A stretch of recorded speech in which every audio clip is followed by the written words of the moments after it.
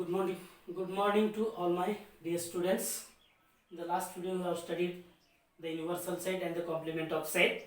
Now, today in this video, we are going to study operations on set. The first operation is there, intersection of two sets. Suppose set A and B are any two sets. Now, the set of all the common elements of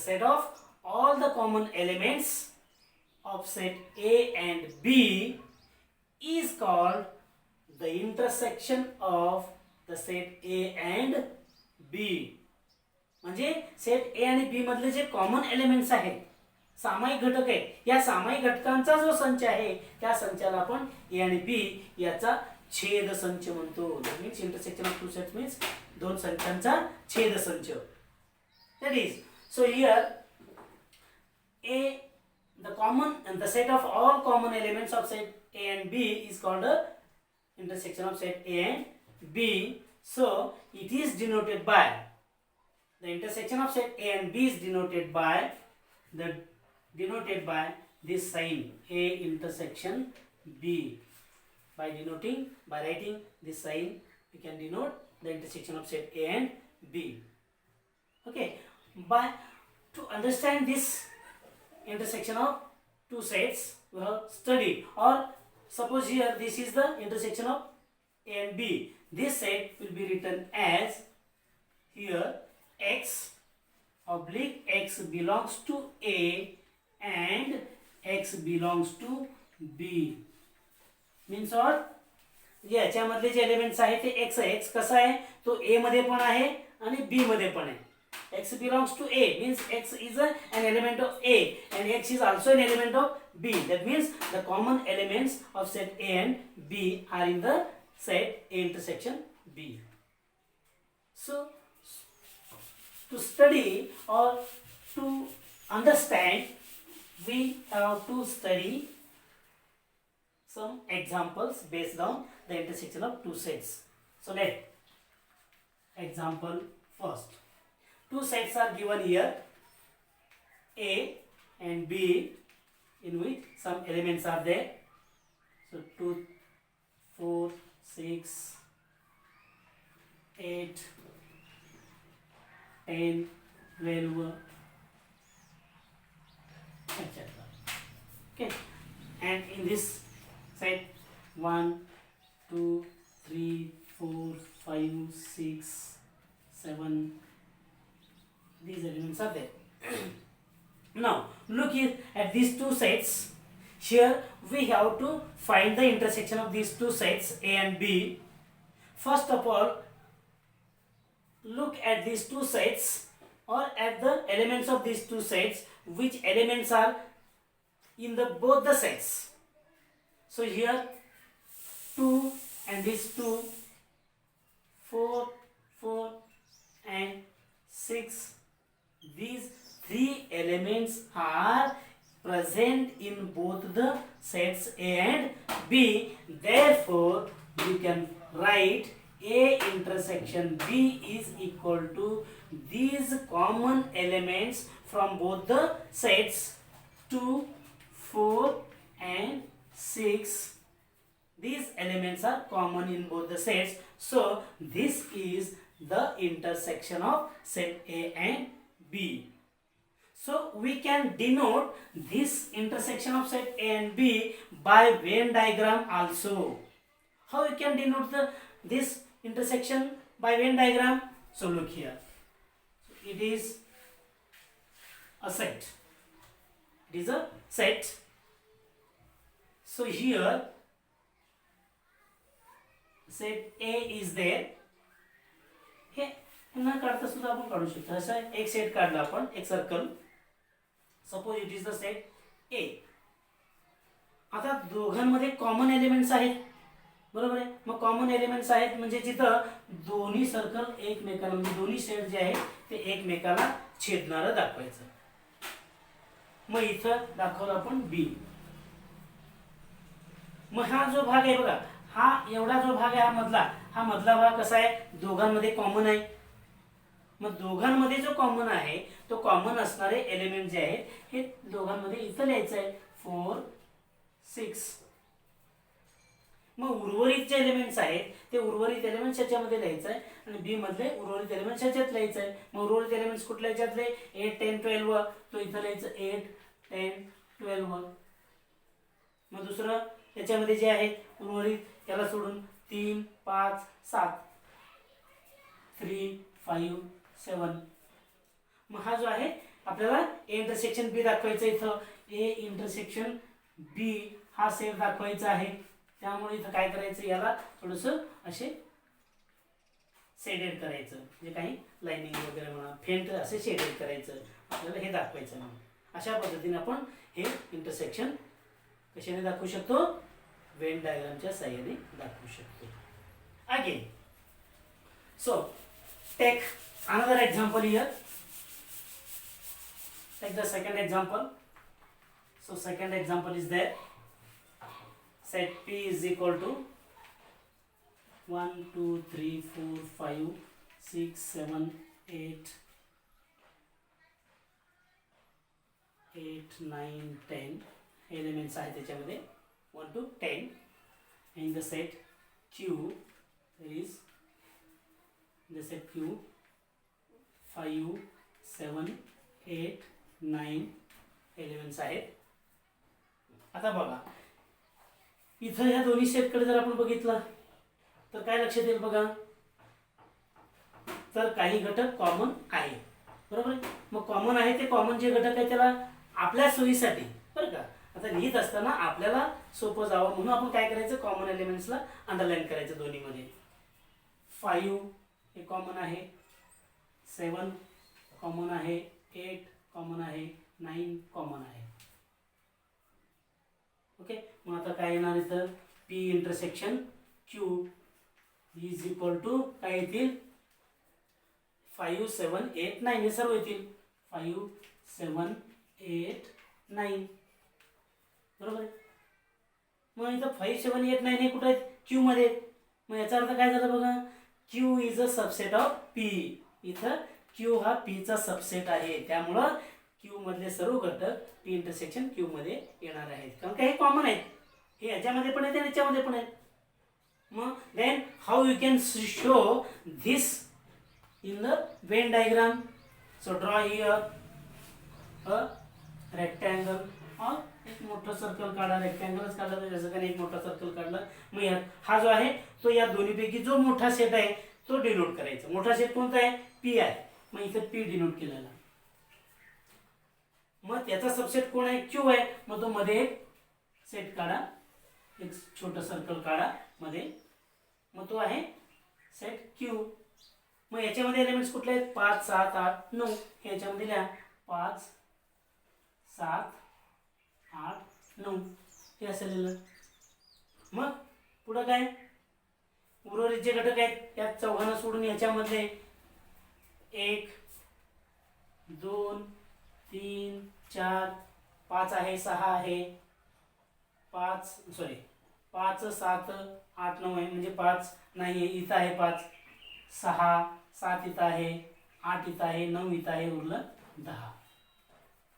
मग हे जो आहे हा काय असणार आहे P intersection Q असणार आहे म्हणून ह्याला असे हायलाइट्स करा. So this is the set P intersection Q by Venn diagram. Understand? Okay. I will again you have to look at the second operation. Second operation is there. Second operation is the disjoint set.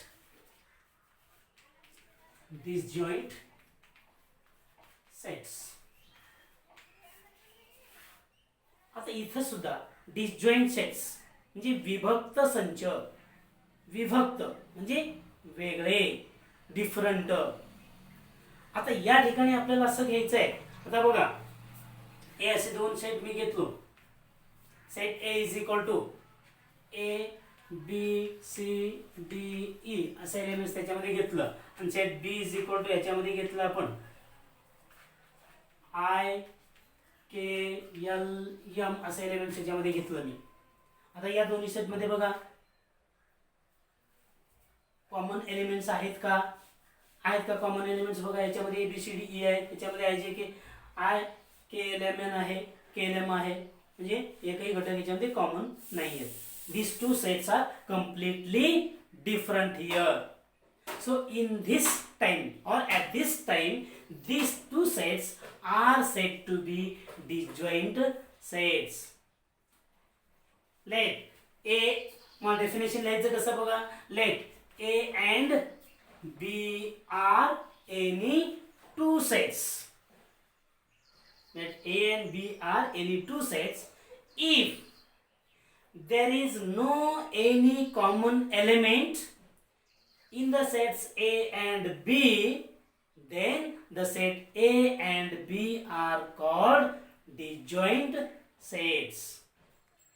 बघा, जर A आणि B या दोन संचात एकही घटक जर common नसेल तर त्या दोन संचांना म्हणजेच A आणि B ला विभक्त संच म्हणतात. अंडरस्टँड? मग याच्यामध्ये बघा एकही घटक कॉमन नाहीये. कॉमन नसणारे घटक जे असतात ते म्हणजे ज्याच्यामध्ये कॉमन नाही, ज्या संचांमध्ये कॉमन घटक नाही त्यांना आपल्याला म्हणायचं आहे डिजॉइंट सेट्स. आता डिजॉइंट सेटचे दोनच असतील असं नाही, दोनपेक्षा जास्त पण असू शकतील, तीन असतील, मग तिन्हीमध्ये एकही घटक कॉमन नसणार आहे, त्यामुळे डिजॉइंट सेट म्हणायचं आहे. मग आता याची हे कसं लिहायचं? डिजॉइंट सेट जो आहे तो याप्रमाणे लिहिता येईल बघा. So here therefore here A intersection B is equal to phi. Intersection B काय असणार इथं? phi असणार. phi म्हणजेच एम्प्टी सेट असणार, कारण याच्यामध्ये एकही घटक कॉमन नाही आहेत. कॉमन असतील तर इथं आले असते, कॉमन नसल्यामुळे आपण एम्प्टी सेट लिहितो. Okay, therefore the intersection of two disjoint sets is an empty set. Understand? कळालं? ओके, तर आपण तिसरं ऑपरेशन बघूया. तिसरं ऑपरेशन कुठलं आहे? तिसरं operation union of two sets. Third operation is there union of two sets, म्हणजे दोन संचांचा संयोग संच. Union of two sets means दोन संचांचा संयोग संच. So here also let set A and B are any two sets. The set A and B are any two sets. Here the union of these two sets is, that means all the elements, the set of all the elements of set A and B.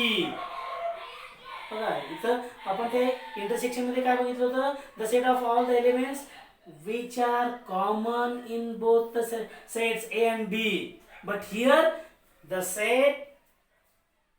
set of all the elements which are in the set A and B, A आणि B मधील सर्व घटक जे आहेत त्या सर्व घटकांचा संच म्हणजेच काय आहे? सेट A आणि B चा युनियन आहे. लक्षात येतो का? बघा, the set of all elements from the set A and B, the set of all elements from the set of set A and B is called the union of two sets. So here the union of set A and B is denoted by this sign A union B. A आणि B च्या मध्ये capital U काढायचं, तो A union B संयोग म्हणतो आपण त्याला. मग आता हा जो सेट आहे तो कसा लिहू आपण इथं? बघा, so X oblique X belongs to A or X belongs to B. याचा अर्थ त्याच्यामधले घटक जे आहेत ते एकतर A मधले असतील किंवा B मधले असतील, म्हणजेच या दोन्ही सेट मधले एलिमेंट्स, एकूण एलिमेंट्स या सेट मध्ये असतात. That is known as the union of two sets. कळालं? Now study some examples based on this union of two sets. So take the first example here. Example number first. If here A is equal to